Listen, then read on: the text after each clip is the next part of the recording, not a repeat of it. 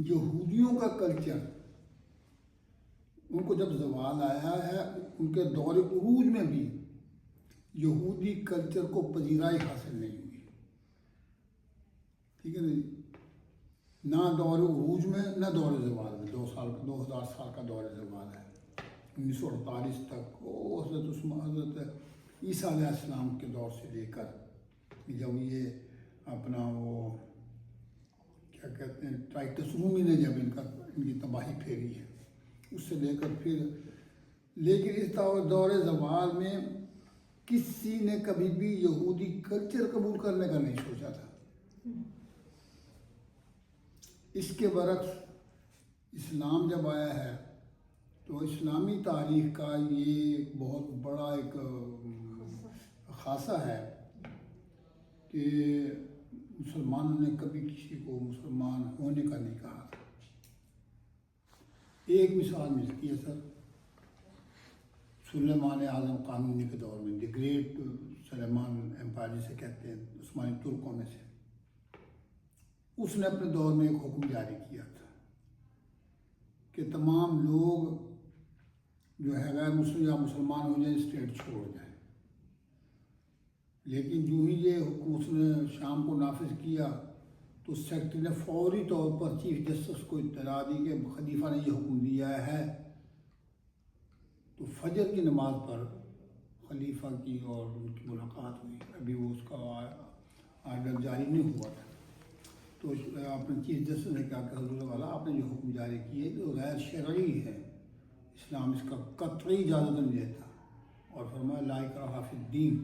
دین کی قبولیت میں جبر نہیں کیا جا سکتا، تو بادشاہ نے حکم نافذ ہونے سے پہلے ہی واپس لے لیا تھا۔ سمجھا کہ یہ اسلام کو رہ جاتا ہے۔ تو اسلام میں کے دور میں جو یہ اپنا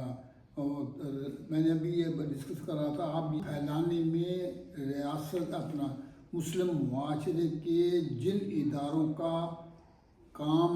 ہے، سب کا کام ہے،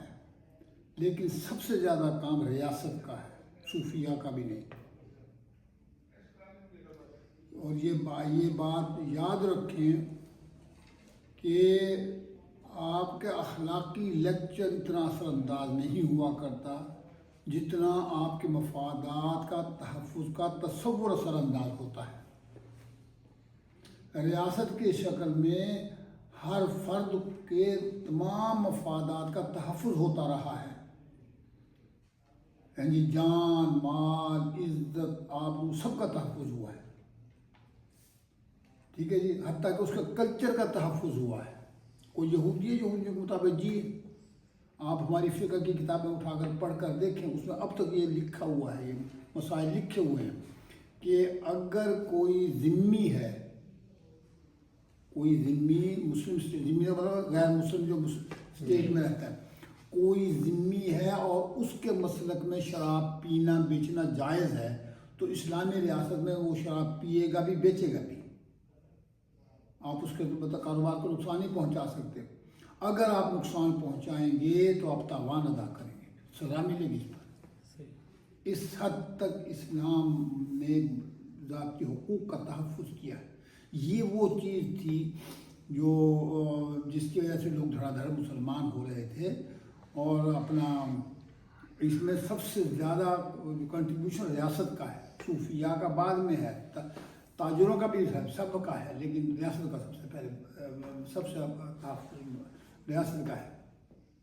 مسلمانوں کا عروج زوال 300-350 پیج کی کتاب، آپ اس کو پڑھ کر دیکھیں، ٹھیک ہے نا جی؟ تو یا اسلام میں مذہبی رواداری، ایک ہندوستان کے عالم ان کی کتاب ہے، اس کو پڑھ کر دیکھیں، آپ کو پتہ چلتا ہے کہ اس کا نام کیا، اسلام میں کیا چیز تھی ہے۔